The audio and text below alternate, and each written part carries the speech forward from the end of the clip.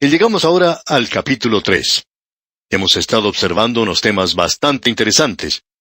En el capítulo 1 vimos que las costumbres paganas eran juzgadas. En el capítulo 2 vimos que la filosofía pagana era juzgada. Y ahora vemos que el orgullo pagano es juzgado aquí en el capítulo 3. Tenemos un tema para este capítulo que es el decreto de Nabucodonosor de tratar de obligar a una idolatría universal, y de los 3 muchachos hebreos que son arrojados al horno de fuego cuando se niegan a inclinarse ante la imagen de oro. Quisiéramos leer esta primera sección. Los versículos 1 y 2 nos hablan de la construcción de la imagen de oro por parte de Nabucodonosor para instituir esa religión universal. Estos versículos dicen: El rey Nabucodonosor hizo una estatua de oro cuya altura era de 60 codos y su anchura de 6 codos. La levantó en el campo de Dura, en la provincia de Babilonia. Y envió el rey Nabucodonosor a que se reuniesen los sátrapas, los magistrados y capitanes, oidores, tesoreros, consejeros, jueces y todos los gobernadores de las provincias, para que viniesen a la dedicación de la estatua que el rey Nabucodonosor había levantado. Usted puede notar que aquí se nos dice que se construyó una imagen de oro, y eso nos revela el despliegue profuso de la riqueza y de la mano de obra que se necesitó para la construcción de este gran ídolo. Hay algunos eruditos que opinan que Nabucodonosor construyó esta imagen en memoria de su padre. Otros están convencidos de que la hizo para honrar a Bel, ese dios pagano de Babilonia, pero en realidad sería más lógico que él la hubiera hecho de sí mismo. Daniel le había declarado que él era representado en esa imagen del sueño como la cabeza de oro. Ahora, en lugar de humillarse a sí mismo ante Dios, ese sueño causa que Nabucodonosor se llene de un orgullo excesivo. Así es que él construye una imagen completamente de oro para representar el reino que él había construido. Él es la cabeza de oro, como bien sabemos. Aquí se nos dice que tenía una altura de 60 codos y su anchura era de 6 codos, lo que indica que era una imagen de gran tamaño. O sea que esta imagen tendría una altura de unos 30 metros, y Babilonia estaba localizada en una sección plana donde no había montañas. Era una ciudad de rascacielos en aquellos días, y esa imagen podría ser visible para una gran cantidad de personas, ya que el campo de Dura, donde estaba construida, donde fue levantada esta estatua, era como si fuera un gran aeropuerto. Era amplio y llano, y permitía que una gran multitud se reuniera allí para adorar al rey. Así es que, para la dedicación de esta imagen se hace un llamado para que todos los líderes y todos los oficiales del gobierno asistan.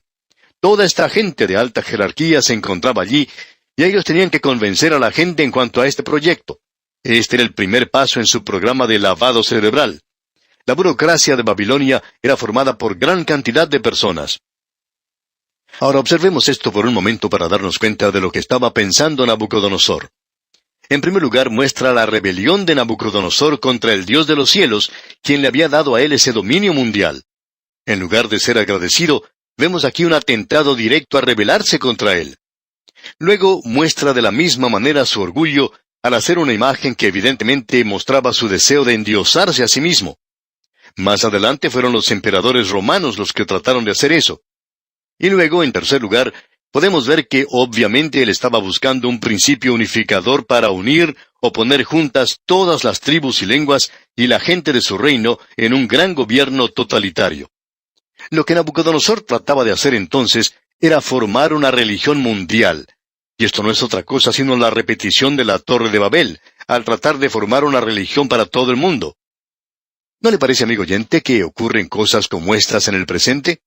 Los hombres están tratando de hacer esto hoy. Desafortunadamente, hay una gran cantidad de personas que, permaneciendo en ciertas denominaciones, se están dirigiendo hacia una religión mundial. Y, amigo oyente, ¿sabe una cosa? Estos van a dejar de lado al Señor Jesucristo. Todas estas cosas que se está tratando de hacer no se hacen con el propósito de adorar al Dios vivo y verdadero, sino para oponerse a Él. Todos estos movimientos modernos se dirigen en la misma dirección, y esto irá a parar al período de la gran tribulación, al hombre de pecado, al falso profeta, después que la iglesia verdadera, es decir, los creyentes, aquellos que se encuentran en ese cuerpo, hayan sido sacados del mundo. No crea que nosotros nos quedaremos atrás. Hay muchas personas que forman pequeños grupos y camarillas que dicen que ellos son quienes van a ser quitados de este mundo. Amigo oyente, Todo creyente en Cristo, no importa quién sea, no importa cuál sea el color de su piel o el nombre de la denominación a la que pertenece, todos los creyentes iremos juntos. Debemos notar en este capítulo qué es lo que sucede aquí, y que es un cuadro profético de los eventos futuros durante la gran tribulación. Nabucodonosor representa a la bestia que sale del mar, al anticristo. Luego tenemos a ese gran horno de fuego ardiendo, en el cual va a colocar a estos jóvenes hebreos, y esto representa el sufrimiento de la gran tribulación. La imagen representa la abominación desoladora que el Señor Jesucristo mencionó. Estos jóvenes hebreos representan al remanente que será guardado milagrosamente durante ese período. Pero note usted una cosa, Daniel está ausente. A él no se le colocó en el horno de fuego ardiente. Ni siquiera es mencionado en este capítulo. ¿Dónde estaba? Bueno, se nos dice que a él se le puso sobre los negocios de Babilonia. Pensamos que él se encuentra en algún lugar retirado de ese reino, atendiendo asuntos del gobierno. Quizá Daniel estaba representando a Nabucodonosor ante algunos gobernantes en lugares apartados. Debemos decir que esto es muy interesante. Ahora, Daniel representa a la iglesia que es quitada de la escena de la gran tribulación. Permítanos decir, amigo oyente, que los eventos en este capítulo que estamos comenzando tienen significación profética, y el observarlo resulta extremadamente interesante. Bien, amigo oyente, vamos a detenernos aquí por hoy para continuar, Dios mediante, en nuestro próximo programa. Recuerde leer todo este capítulo 3 del libro de Daniel para estar así informado de lo que consideraremos en nuestro próximo programa. Es nuestra oración que el Señor enriquezca su vida mediante este estudio bíblico. Que Dios le bendiga. Regresamos hoy, amigo oyente, al tercer capítulo del libro de Daniel. Aquí podemos observar que el orgullo pagano es juzgado. Nabucodonosor hizo construir una gran imagen de oro. Dios le había dicho que él era la cabeza de oro, y el orgullo movió a este hombre en esta dirección, en lugar de humillarse ante el hecho de que Dios había sido quien le puso a él en esa posición tan elevada.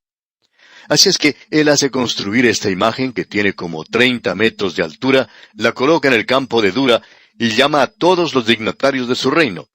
De modo que varios miles de personas se reúnen allí en Babilonia, en esa planicie de Dura. La idea detrás de todo esto era que él quería que esto tuviera un principio unificador entre todas las tribus y las lenguas y los pueblos del lugar. Aparentemente era una imagen de sí mismo, aunque hay algunas dudas en cuanto a esto. Por lo menos, él fue quien levantó esa imagen, y ahora se tiene una reunión de dedicación de esta imagen, y debía ser adorada. Esa es la orden que él ha dado. Ahora esa dedicación tomó lugar cuando todos los gobernadores y los capitanes y los jueces y los tesoreros y consejeros y los gobernadores de las provincias, todos ellos se reunieron en ese lugar. A ellos se les daba instrucciones especiales para que pudieran regresar y hacer un lavado cerebral a esa gente, y entonces todos tendrían una sola religión. Con eso nos podemos dar cuenta que la idea de que haya una sola religión o una sola iglesia no es nada nuevo, por cierto. Es algo que ya existía hace mucho tiempo.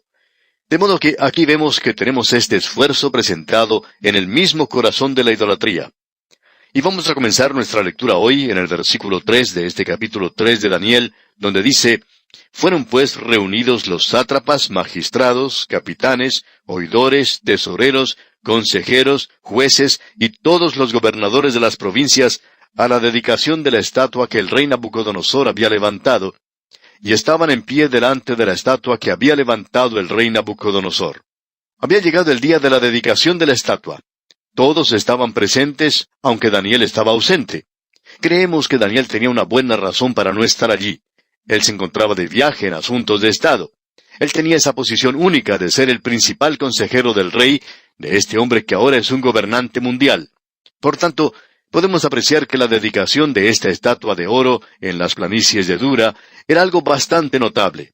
Era algo tan destacado como el lanzamiento de un cohete al espacio. Es algo que atrae mucho a la gente. Ahora, los versículos 4 al 6 de este capítulo 3 de Daniel dicen: «Y el pregonero anunciaba en alta voz: Mándase a vosotros, oh pueblos, naciones y lenguas, que al oír el son de la bocina, de la flauta, del tamboril, del arpa, del salterio, de la zampoña y de todo instrumento de música, os postréis y adoréis la estatua de oro que el rey Nabucodonosor ha levantado. Y cualquiera que no se postre y adore, inmediatamente será echado dentro de un horno de fuego ardiendo». Aquí tenemos este servicio de dedicación. Hoy se habla mucho en cuanto a la libertad de culto, pero esta gente no sabía nada en cuanto a eso. Toda la gente debía inclinarse en cuanto se acercara a esa estatua, en el momento en que se escuchara la orquesta. Y vamos a hablar de esa orquesta más adelante. El caso es que aquí no hay lugar alguno para una religión personal y espontánea. Todo esto ya ha sido preparado. Toda la gente debe inclinarse, debe postrarse en el momento en que escuche la orquesta. Y usted puede notar que hay varios instrumentos diferentes aquí. Podemos volver a repasar esta lista donde se tenía la bocina, la flauta, el tamboril, el arpa, el salterio y la zampoña. Este es un instrumento pastoril compuesto de varias flautas juntas, o también puede ser una flauta rústica. El salterio es un instrumento de cuerdas como el arpa. Luego se termina diciendo allí que se utiliza todo instrumento de música. Eso nos demuestra que no todos los instrumentos han sido mencionados aquí. Probablemente había muchos más en esa orquesta. Quizás se le podría dar un nombre a esta orquesta como el Cuarteto Real, o quizá algunos gustan llamarla la Orquesta Filarmónica Caldea.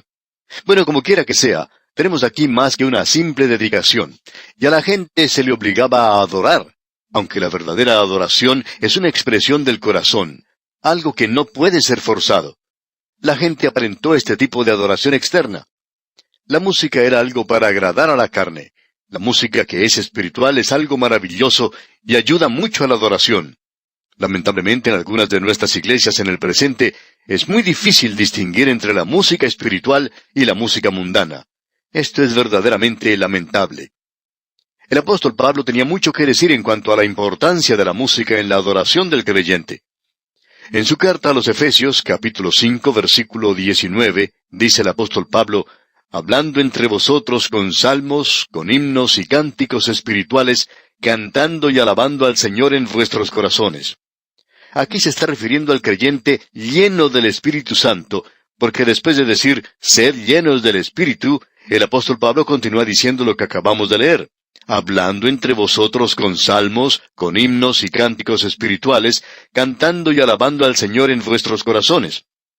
Y en su epístola a los Colosenses capítulo 3 versículo 16, Pablo dice: la palabra de Cristo more en abundancia en vosotros, enseñándoos y exhortándoos unos a otros en toda sabiduría, cantando con gracia en vuestros corazones al Señor, con salmos e himnos y cánticos espirituales.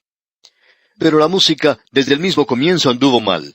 Se menciona en primer lugar en la tierra impía de Caín. En el capítulo 4, versículo 21 de Génesis, donde leemos: y el nombre de su hermano fue Jubal, el cual fue padre de todos los que tocan arpa y flauta. Eso se encuentra en la genealogía de Caín. Cuando el ritual de la música agrada a la carne, entonces degrada al hombre en lugar de elevarle, y no ayuda para nada a la verdadera adoración. Si usted ha tenido la oportunidad de asistir a las iglesias, se puede dar cuenta que la música puede ayudar mucho en la reunión. Hay música, canciones, himnos que ayudan mucho al ministerio. Es algo espiritual, es una gran bendición. Pero también hay oportunidades cuando la música anula ese espíritu de adoración que existe en ese lugar. Si la música es mala, tiene un resultado sofocante, digamos, y no ayuda para nada al servicio de adoración. A veces hay personas que se levantan a cantar en una iglesia y no tienen buena voz, y eligen una canción que tampoco tiene nada que ver con la adoración. Solo les da a ellos oportunidad de presentarse ante la congregación, eso es todo. Y algo así no ayuda para nada, repetimos, en el servicio de adoración. Y hay personas que a veces cantan en las iglesias porque son familiares de alguno que tiene algún cargo, y por cierto que no sirve de ninguna ayuda para el servicio. La música puede ser de mucha ayuda, pero a veces puede perjudicar también. El mundo de la música tiene una influencia tremenda en la gente hoy. Y la música mundana ha entrado también a muchos de nuestros servicios. Debemos dar gracias a Dios por aquellos siervos del Señor que se mantienen firmes contra esta clase de cosa. Volviendo ahora a Babilonia, vemos que aquellos que se negaban a adorar tenían que padecer un castigo terrible. Esa música que se escuchaba ayudaba a preparar a la gente para esa adoración mundana, y estamos seguros que todas las personas en esa multitud se postraron sobre sus rostros, con la excepción de 3 jóvenes. Ahora leamos el versículo 7 que dice: por lo cual, al oír todos los pueblos el son de la bocina, de la flauta, del tamboril, del arpa, del salterio, de la zampoña y de todo instrumento de música, todos los pueblos, naciones y lenguas se postraron y adoraron la estatua de oro que el rey Nabucodonosor había levantado. Esta reunión de dedicación era un acto de adoración y era prácticamente unánime. Posiblemente había muchos que no estaban convencidos en sus corazones, pero ellos no demostraron visiblemente que pensaban lo contrario a lo que estaba ocurriendo. Estamos seguros que ellos estaban tratando de justificar su posición de compromiso, de avenencia y estaban tratando de presentar alguna excusa racionalizándola. Eso es por lo general la forma en que la gente reacciona hoy. Por ejemplo, hubo un hombre que daba la siguiente razón para continuar en la iglesia liberal a la cual asistía. Él decía que su padre había sido un líder en esa iglesia y que había sido un hombre muy destacado. Cuando su padre falleció, habían dedicado una hermosa ventana de vidrio de color en su honor. De modo que este hombre pensaba que él no podía abandonar esta iglesia debido a esa ventana. Y cualquiera que utiliza esta clase de excusa, amigo oyente, está racionalizando. Si la única razón por la cual uno asiste a la iglesia es por una ventana de vidrio de color, pues entonces habría que quitar esa ventana y colocar otra que ese hombre se la lleve a donde quiera ir, porque eso en realidad es una razón muy desafortunada. Llegamos ahora a la acusación contra los 3 jóvenes hebreos por no querer adorar esa imagen. Y en el versículo 8 de este capítulo 3 de Daniel leemos: Por esto en aquel tiempo algunos varones caldeos vinieron y acusaron maliciosamente a los judíos. Aparentemente, el rey había designado a personas para que observaran cualquier irregularidad en esta reunión, y él había nombrado a ciertos caldeos para que indicaran a aquellas personas que no hacían lo que él había dicho, y estos habían estado observando a estos 3 judíos. Quizá estaban celosos de ellos, quizá tendrían alguna animosidad personal contra ellos.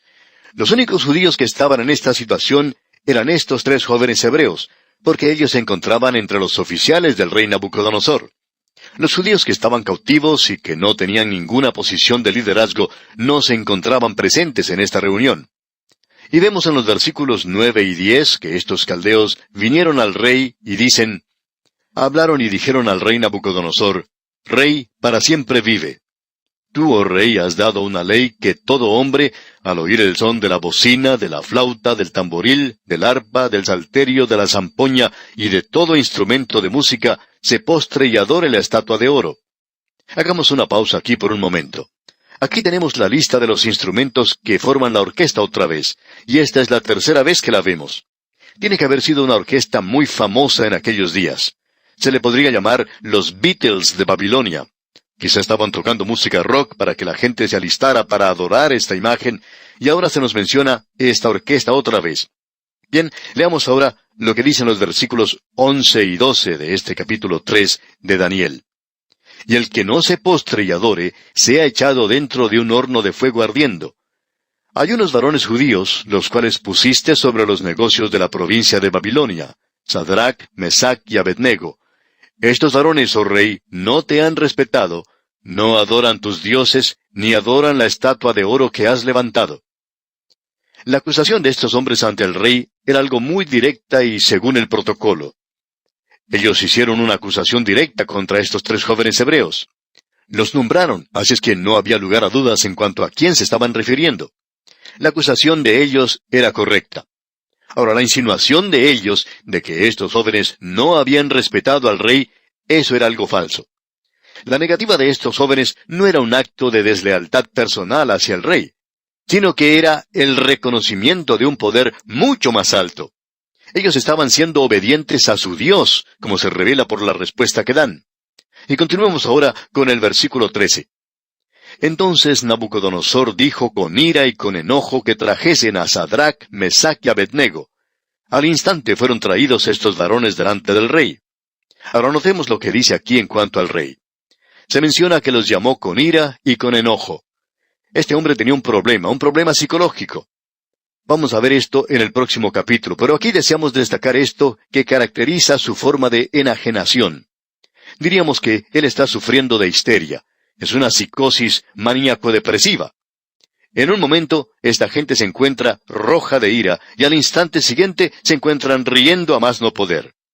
Aquí tenemos la declaración de estos 3 jóvenes hebreos del poder de su Dios, y la razón por la cual se negaron a adorar esa imagen. Leamos ahora los versículos 14 y 15.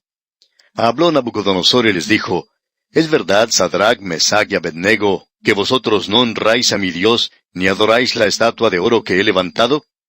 Ahora pues, ¿estáis dispuestos para que al oír el son de la bocina, de la flauta, del tamboril, del arpa, del salterio, de la zampoña y de todo instrumento de música, os postréis y adoréis la estatua que he hecho?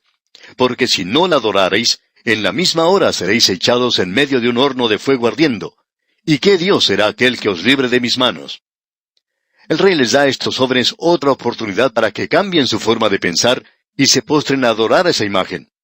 La sumisión de ellos sería ahora peor que si lo hubieran hecho antes. Él nuevamente les presenta el castigo por negarse a hacerlo y les demuestra el error de hacer algo así.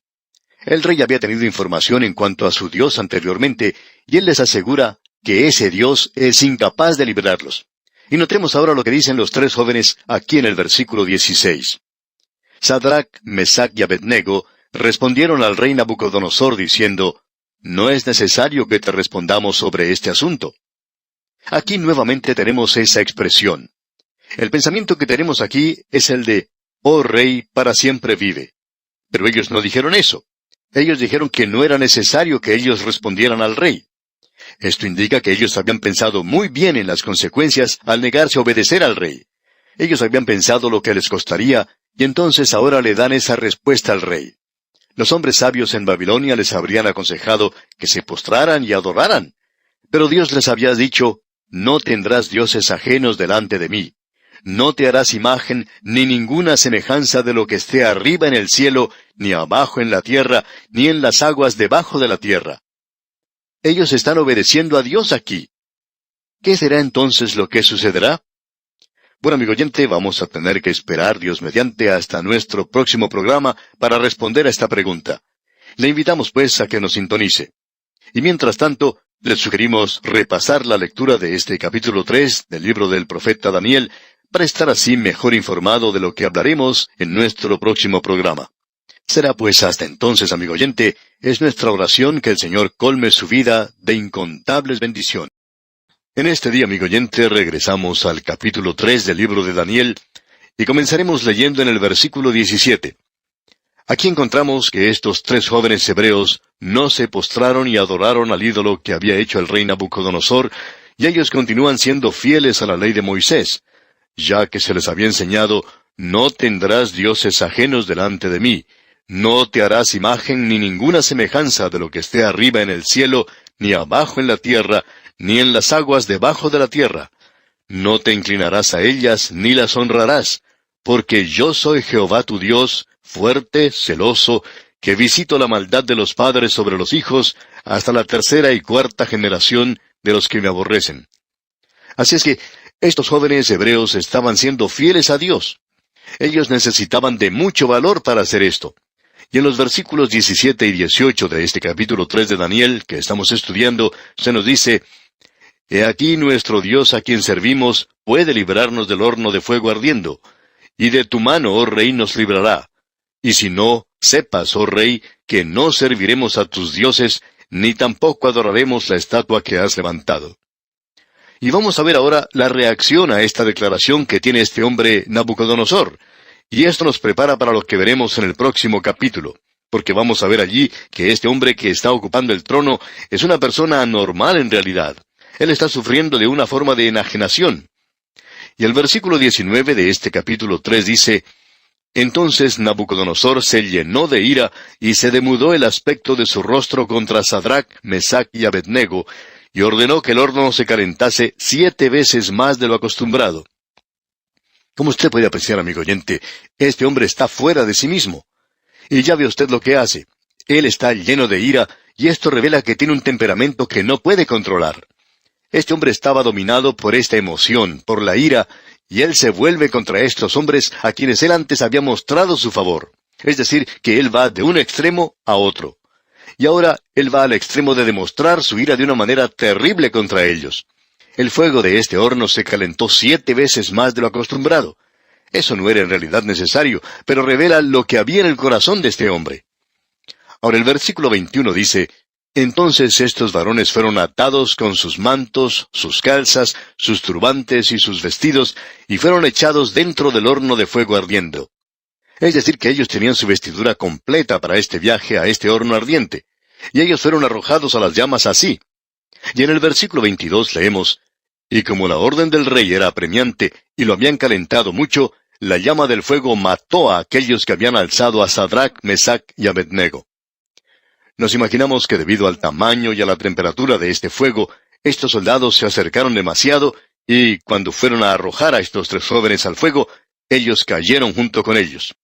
Ahora el versículo 23 nos dice, «Y estos tres varones, Sadrach, Mesach y Abednego, cayeron atados dentro del horno de fuego ardiendo». Estos jóvenes fueron arrojados allí inmediatamente, y debido a ese apuro, a esa prisa y a la alta temperatura del horno, aquellos que arrojaron a los cautivos perecieron igualmente en las llamas. Pero veamos lo que sucede ahora. Leamos los versículos 24 y 25. Entonces el rey Nabucodonosor se espantó y se levantó apresuradamente y dijo a los de su consejo, ¿no echaron a tres varones atados dentro del fuego? Ellos respondieron al rey, «Es verdad, oh rey». Y él dijo, «He aquí yo veo 4 varones sueltos que se pasean en medio del fuego sin sufrir ningún daño. Y el aspecto del cuarto es semejante a hijo de los dioses». Este hombre Nabucodonosor no tenía ningún conocimiento del Dios vivo y verdadero en esta ocasión, aunque ya Daniel se lo había presentado. Pero por cierto que él no tenía ningún conocimiento para poder identificar quién era. Ahora nosotros opinamos que el que se encontraba allí era el Hijo de Dios, el Cristo preencarnado. Notemos lo siguiente. Este horno era aparentemente un horno abierto, y Nabucodonosor había esperado ver que estos hombres expiraran inmediatamente, y estaba muy sorprendido al verlos vivos y caminando en el fuego. Otra cosa sorprendente para él era poder ver a una cuarta persona, a quien Nabucodonosor describe como a uno semejante a hijo de los dioses. Creemos, como ya hemos indicado, que esta cuarta persona era el Hijo de Dios, el Cristo preencarnado. Ahora, Nabucodonosor, no teniendo ninguna percepción espiritual, solo podría testificar esa apariencia tan fuera de lo común. Él era semejante a uno de los hijos de los dioses, y la preservación de estos hombres fieles a ese fuego ardiente es algo milagroso, por cierto. Deseamos hacer énfasis en esto, ya que no hay ninguna otra explicación. O uno acepta esto, o lo tiene que rechazar completamente. O el libro de Daniel nos está contando una mentira, o nos dice la verdad. Ahora hay un grupo de personas en el día de hoy que han sido identificadas como los neo-ortodoxos. Ellos roban al idioma el significado verdadero. Le han quitado el significado al lenguaje de las Escrituras. Ellos dicen que en realidad no dice lo que está diciendo, que quiere decir alguna otra cosa que es espiritual. Para nosotros, amigo oyente, este tipo de racionalismo no solo es hipócrita, sino que es engañador, y por lo general se aplica con malignidad y premeditación, debemos decir de paso. En cierta ocasión, un anciano pastor, que ya se había jubilado, decía que él acostumbraba ir a escuchar al hijo de un amigo suyo, a quien cuando era niño había tenido en sus rodillas. Ese hombre ahora era un pastor y predicaba. Este anciano decía pues que escuchaba a este joven hablar en un lenguaje que él estaba acostumbrado a escuchar. Así es que, después de uno de estos sermones, fue a felicitarle y le dijo, «Tú estás usando el mismo idioma o lenguaje que utilizaba Juan Wesley». A lo cual el joven predicador contestó, «Usé las mismas palabras, el mismo lenguaje que utilizaba Juan Wesley, pero yo no quise decir lo mismo que Juan Wesley quería decir». Amigo oyente, eso es algo positivamente engañador. Tomar un verdadero idioma y tratar de explicar de otra manera su verdadero significado. La razón por la cual estamos señalando esto es porque hay muchos milagros en las Escrituras que tratan de ser explicados por personas como estas. Por ejemplo, esta gente dice que el Señor Jesucristo no caminó en realidad sobre el agua, que Él caminó sobre la costa y que parecía que Él estuviera caminando sobre el agua. También tratan de explicar otros milagros de la misma manera, como ese joven hijo de una viuda que fue resucitado por el Señor Jesucristo. Ese joven, dice esta gente, no estaba en realidad muerto, aunque parecía que así fuera. El Señor Jesucristo simplemente lo despertó. Ahora esa doblez en la forma de hablar no solo es engañadora, sino que por cierto es hipócrita. Amigo oyente, o uno cree en un milagro o no lo cree. Estos tres hombres no podían ser arrojados a ese horno de fuego sin ser destruidos completamente, a no ser que tuviera lugar un milagro. Así es que usted o cree esto o no lo cree. De paso, permítanos decirle que nosotros lo creemos, amigo oyente. Y no solo eso, sino que aquí tenemos que aparece un cuarto hombre, y creemos que ese cuarto hombre no era otro, sino el mismo Señor Jesucristo. Ahora hay algo que queremos mencionar aquí en este punto en particular.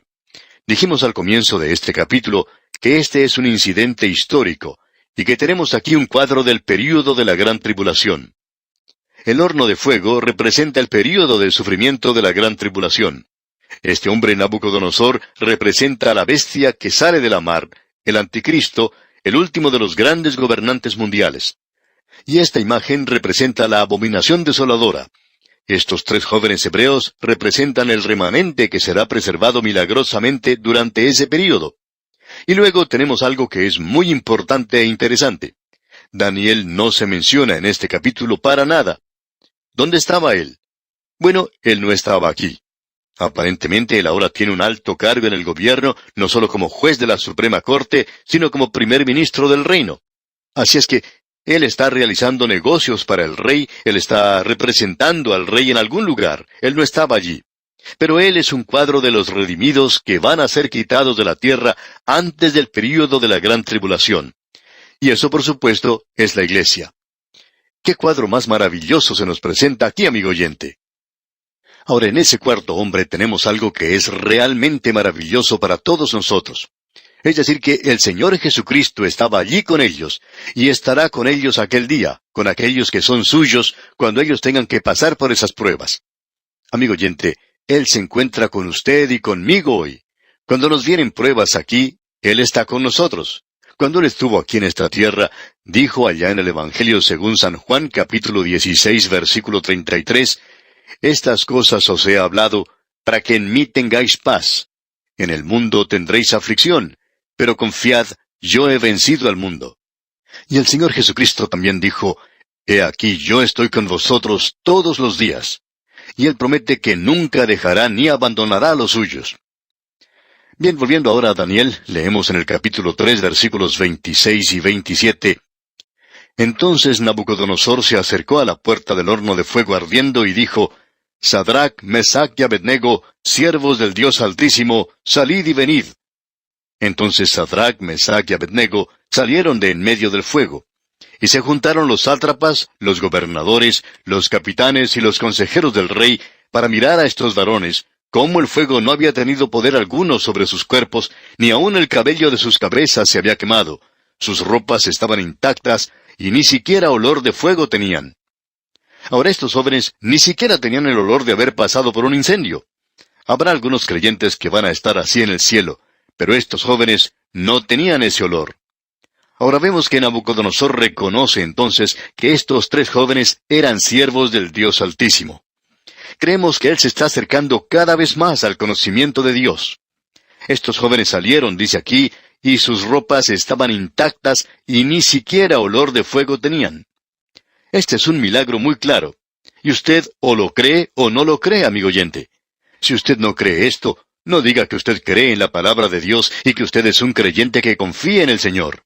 ¿Qué en cuanto a este milagro aquí? Amigo oyente, o usted lo cree o no lo cree. Llegamos ahora a la última parte de este capítulo, y en esta parte tenemos la convicción de Nabucodonosor. ¿Cómo es convencido este rey?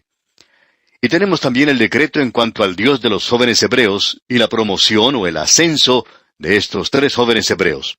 Leamos los versículos 28 al 30 de este capítulo 3 de Daniel. Entonces Nabucodonosor dijo, «Bendito sea el Dios de ellos, de Sadrach, Mesach y Abednego, que envió su ángel y libró a sus siervos que confiaron en él, y que no cumplieron el edicto del rey, y entregaron sus cuerpos antes que servir y adorar a otro Dios que su Dios. Por lo tanto, decreto que todo pueblo, nación o lengua que dijere blasfemia contra el Dios de Sadrach, Mesach y Abednego, sea descuartizado y su casa convertida en muladar, por cuanto no hay Dios que pueda librar como éste». Entonces el rey engrandeció a Sadrach, Mesach y Abednego en la provincia de Babilonia. No hay nada personal en esa expresión de Nabucodonosor, pero aún así, él reconoce la omnipotencia del Dios viviente y el poder de Dios al librar a estos tres jóvenes. Él admite que el Dios de ellos es superior al suyo. Y aquí vemos el convencimiento de Nabucodonosor. En el próximo capítulo vamos a escuchar el testimonio de la conversión personal de este rey. Él llegó al convencimiento del Dios vivo y verdadero. Usted puede apreciar que para este hombre fue un largo camino el que tuvo que recorrer para salir del paganismo, y esto es lo que tienen que hacer muchas personas hoy. Esto es algo que nosotros estamos descubriendo en nuestro programa radial de A través de la Biblia. Tenemos gran cantidad de cartas de personas que han escuchado este programa por mucho tiempo antes de llegar a ser salvos. Hay algunas personas que necesitan escuchar una y otra vez la predicación de la palabra de Dios, las enseñanzas que tenemos en la palabra de Dios, para poder llegar entonces al conocimiento del Dios vivo y verdadero. Luego de escuchar por mucho tiempo, se dan cuenta que necesitan un Salvador y entonces le reconocen como tal. Nabucodonosor, pues, necesitó mucho tiempo para salir del paganismo y la idolatría en la cual él se encontraba y de lo cual estaba completamente saturado. Pero él ahora está avanzando en esa dirección. Podemos apreciar ahora que estos tres jóvenes hebreos tienen nuevamente el favor del rey Nabucodonosor. Él los había sentenciado a muerte 2 veces, y 2 veces ellos habían sido librados milagrosamente. Y recibieron una promoción o un ascenso 2 veces. Amigo oyente, el Señor Jesucristo es capaz de guardar a los suyos en este mundo. Este debe ser un pensamiento que nos dé ayuda y ánimo. El Señor Jesucristo dijo allá en el Evangelio según San Juan, capítulo 10, versículos 27 y 28, «Mis ovejas oyen mi voz, y yo las conozco y me siguen, y yo les doy vida eterna, y no perecerán jamás, ni nadie las arrebatará de mi mano». También en el capítulo 17 del mismo Evangelio según San Juan, versículo 11, leemos, «Y ya no estoy en el mundo, mas estos están en el mundo, y yo voy a ti. Padre Santo, a los que me has dado, guárdalos en tu nombre, para que sean uno, así como nosotros». Luego en este mismo capítulo, en el versículo 15, leemos, «No ruego que los quites del mundo, sino que los guardes del mal». También en el libro de Hebreos, capítulo 7, versículo 25, leemos, «Por lo cual puede también salvar perpetuamente a los que por él se acercan a Dios, viviendo siempre para interceder por ellos». Por último, veamos lo que dice el apóstol Pablo en su segunda epístola a Timoteo, capítulo 1, versículo 12. «Por lo cual, asimismo padezco esto, pero no me avergüenzo, porque yo sé a quién he creído, y estoy seguro que es poderoso para guardar mi depósito para aquel día». Amigo oyente, usted y yo estamos viviendo en un mundo hoy en el cual vamos a tener problemas y dificultades. Algunos de los hijos de Dios van a tener que pasar por el horno de fuego ardiente, pero Él puede cuidarle a usted allí. Él es capaz de sacarle de ese lugar. Nosotros tenemos esa clase de fe en nosotros mismos y lo reconocemos muchas veces en nuestra propia vida. Pero el problema es que simplemente muchas veces no confiamos en el Señor como debemos hacerlo. Amigo oyente, que usted y yo podamos creer en Él como debemos hacerlo. Y vamos a detenernos aquí por hoy. Mientras tanto, le sugerimos leer todo el capítulo 4 de este libro de Daniel, para estar así mejor informado de lo que consideraremos en nuestro próximo estudio. Es nuestra oración que el Señor le bendiga grandemente.